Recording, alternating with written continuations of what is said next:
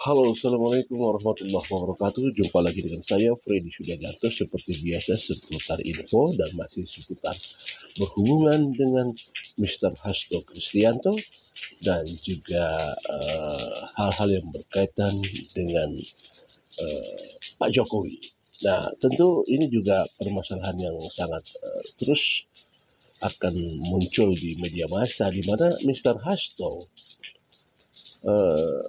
terus mengatakan bahwa akan membongkar, akan memberikan informasi ya mengenai hal-hal yang berkaitan dengan kejahatan di pemerintahan sebelumnya, pelanggaran-pelanggaran ya, pelanggaran di pemerintahan diungkapkan oleh Mr. Hasto.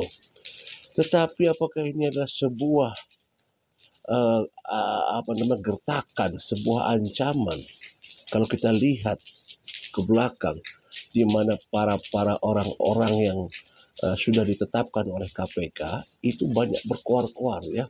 Kita contoh dulu Pak Anas Urbaningrum ya, berkuar-kuar masalah-masalah, tapi akhirnya ditangkap juga.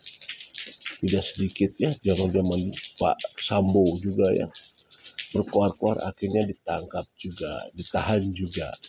Ya ini kita bisa tahu bahwa ya kita dicoba ini adalah sebuah pembelaan dan sekaligus pengen memberikan penegasan semacam itu. Tetapi kita tunggu saja bahwa ini adalah putusan KPK bahwa Hasto sudah jadi tersangka. Apakah KPK akan ciut dan mundur dengan adanya ancaman-ancaman atau gertakan-gertakan bahwa akan dibuka bahwa ada dokumen penting di Rusia dan lain sebagainya? Apakah ini akan memberikan ancaman kepada pemerintahan Pak Prabowo Subianto? Apakah Pak Prabowo Subianto akan mundur step ke belakang? Kita tunggu saja seperti apa nanti kelanjutan. Tapi coba kita lihat ini masalah Pak Jokowi yang dikatakan bahwa berhubungan dengan 3 periode. Coba kita lihat ya. Dengan perpanjangan masa jabatan 3 periode ataupun perpanjangan masa jabatan itu, maka demi konstitusi Ibu Mega kokoh berdiri menjaga demokrasi. Bang Adian kalau menyebut bahwa perseteruan Pak Jokowi dengan PDIP itu bermula dari Bu Mega menolak perpanjangan masa presiden. Artinya memang dulu Pak Jokowi sempat menginginkan 3 periode, Mbak. Tapi PDIP menolaknya. Yang bisa saya sampaikan bahwa sesuai dengan sesuai dengan konstitusi, jabatan presiden itu adalah 2 kali. 5 kali 2 kali gitu, 10 tahun. Jadi kalau kemudian ada perpanjangan itu mekanismenya dari mana, kemudian seperti apa, kan waktu itu tidak ada mekanisme yang kemudian memungkinkan untuk kita melakukan perpanjangan atau melakukan 3 periode. Tapi benar Presiden Pak Jokowi pernah datang ke Bu Mega untuk meminta hal itu, Mbak? Oh enggak pernah. Nggak pernah, setahu saya nggak pernah beliau meminta untuk perpanjangan 3 periode. Ya, memang 3 periode ini sempat center dulu bahwa seolah-olah di media itu Pak Jokowi yang minta 3 periode. Padahal dengan tegas Pak Jokowi mengatakan bahwa tidak ada 3 periode.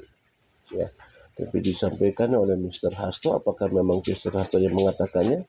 Nah, kita tunggu saja apakah memang ada pengakuan dari Mr. Hasto mengenai masalah 3 periode ini. Tapi tadi sudah disangkal oleh Mbak Puan.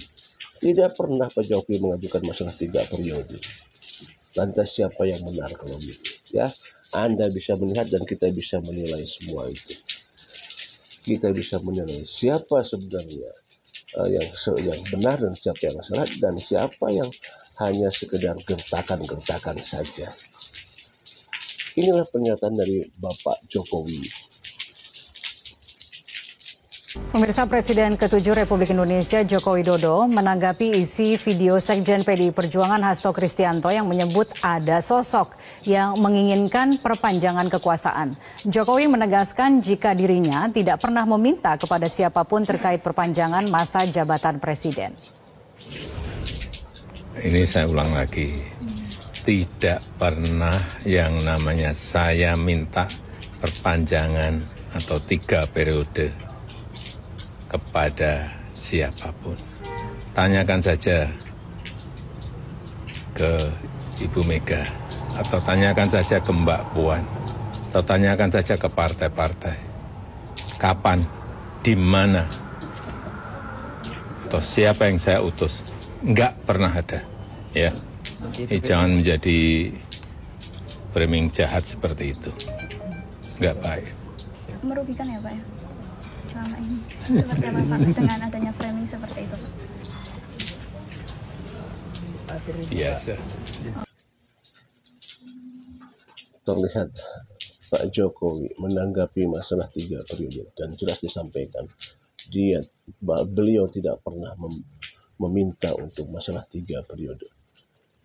Coba lihat dari kata-kata beliau, Pak Jokowi. Tenang, tapi ada kata-kata akhirnya. Jangan memframing jahat, framing jahat. Secara tidak langsung Bapak Jokowi marah. Ya, Bapak Jokowi marah. Kita tunggu saja nanti apa yang terjadi ke depannya ya dengan Mr. Hasto. Kalau kata Bambang Pacul katakan jangan coba-coba melawan orang jujur dan jangan coba-coba melawan orang yang diam. Kalau tidak mau Anda keok seperti itu ya. Kita tunggu saja nanti akhirnya seperti apa. Mungkin kita lihat bukan hanya Mr. Hasto, tapi coba nanti akan kita lihat siapa-siapa lagi setelah Mr. Hasto dijadikan tersangka. Bapak Jokowi sudah marah. Apakah Bapak Prabowo mendengar? Tentunya Bapak Prabowo mendengar ini semua. Selama memang sebuah kecurangan, sebuah ketidakjujuran, sebuah ketidakadilan, maka semuanya akan kena hukum. Ya, kita tunggu saja seperti apa nantinya ke depan. Ya, Pak Jokowi sudah mulai marah ini. Kalau sudah mulai marah, ya kita tunggu saja akibatnya seperti apa ya.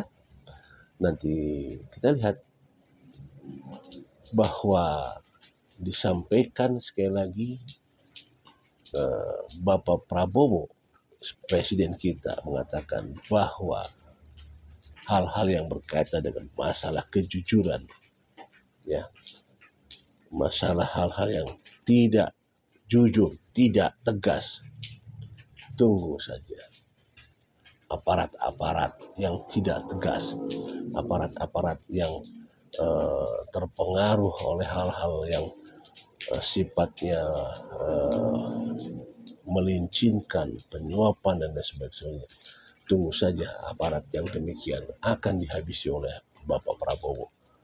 Ya, jadi sekali lagi bahwa ini kita lihat Bapak Jokowi dengan mengatakan framing jahat.